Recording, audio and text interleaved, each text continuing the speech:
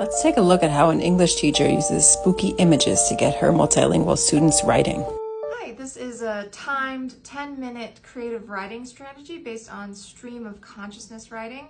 It's based on a book from 1984 by Chris Van Allsburg, where there are a series of mysterious or spooky images, titles, and one or two sentences for captions that allow children to essentially tell the rest of the story using their own creativity. And I selected 5 of those images and have created a slideshow that my students use in a 10-minute timed write in order to create a story of their own under pressure.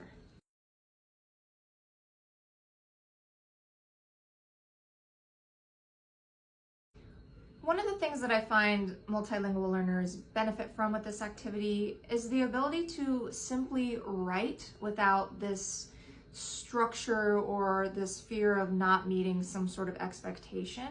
I also really love how it taps into the universality of storytelling. He showered and went to sleep. 20 minutes after he turned off the light, he heard a tiny voice from outside asking, "Is he the one?" The voice was coming from the left side of the house. Marcus didn't really notice someone saying that, but after he heard someone walking to his door, he was very scared. Footsteps were getting louder and louder. Regardless of language, regardless of cultural context, storytelling is what makes us human. So absolutely being able to tap into their own knowledge base and their own experience with narratives.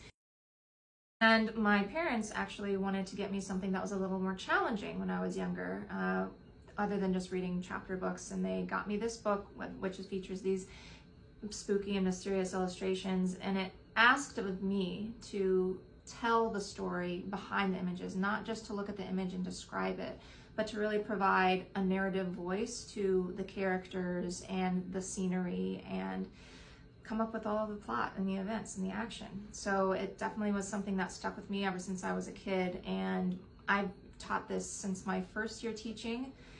That's 11 years ago. So I find that it really appeals to so many different types and groups of students.